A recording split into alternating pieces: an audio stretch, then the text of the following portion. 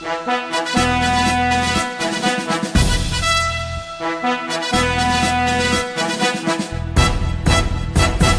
friends, India is a land of diversity and it is multicultural, multi-religious and multilingual nation. It has a history of many kings and emperors and their rule.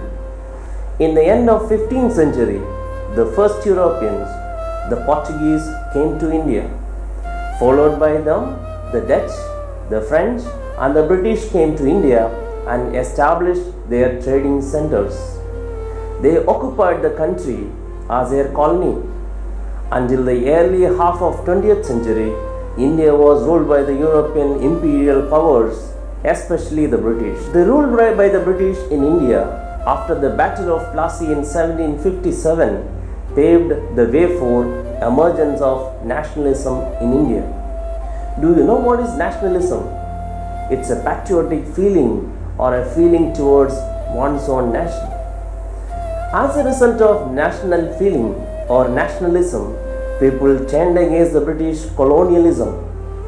They united themselves against the British.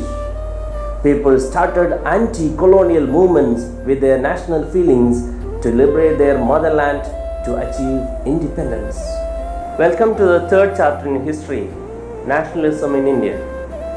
This chapter contains four main topics and they are the First World War, Khilafat and Non-cooperation movements, differing strands within the movement towards civil disobedience, and at last the sense of collective belonging.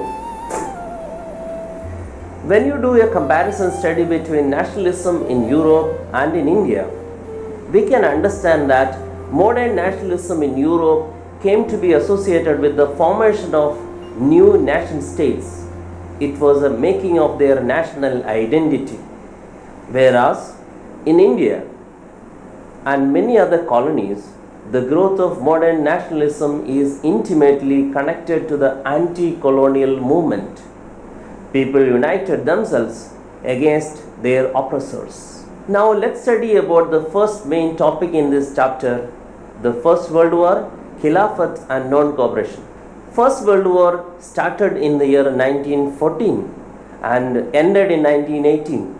There were two groups of countries in the war, such as Allied powers and Central powers.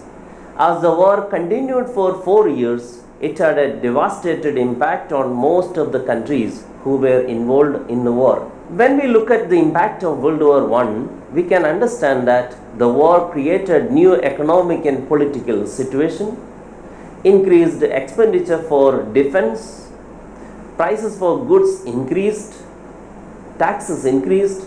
There were forced recruitment in which people were forced to join the army.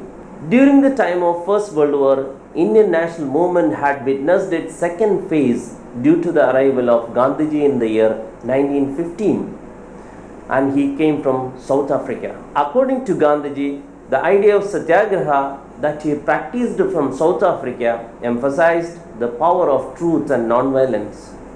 Mahatma Gandhi believed that this drama of non-violence could unite all the Indians.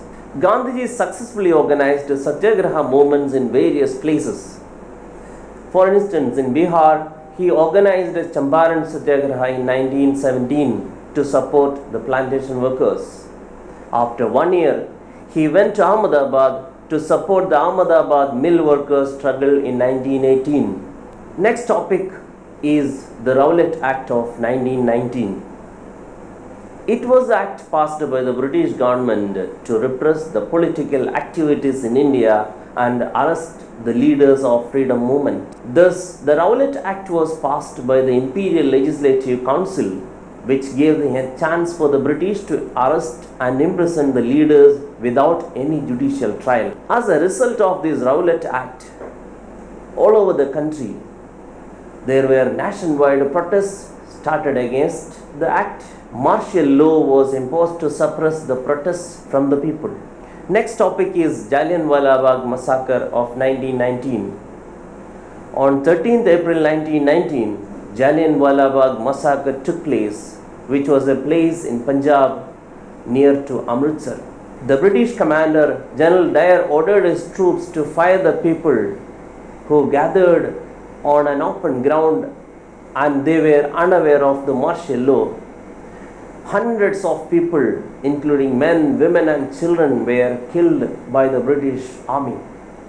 There were strikes, clashes with the police, and attacks on government buildings. People started large-scale violence, and the British government responded with brutal repression. Next important topic is the Khilafat movement. The First World War had ended with the defeat of Ottoman Turkey. In order to support the Khalifa, the spiritual head of the Islamic world, even in India, the Khilafat committee was formed in Bombay in March 1919. The leaders of Khilafat movement in India were the Ali brothers. They are Muhammad Ali and Shaukat Ali. Next, we are going to study about the non-cooperation. Gandhiji claimed that British rule was established in India with the cooperation of Indians and had survived only because of this cooperation from Indians.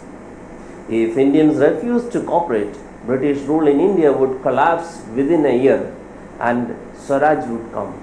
At the Congress session at Nagpur in December 1920, a compromise was worked out and the non-cooperation program was adopted. The movement was started with a surrender of titles that the government awarded and a boycott of civil services, army, police, courts and legislative councils, schools and foreign goods.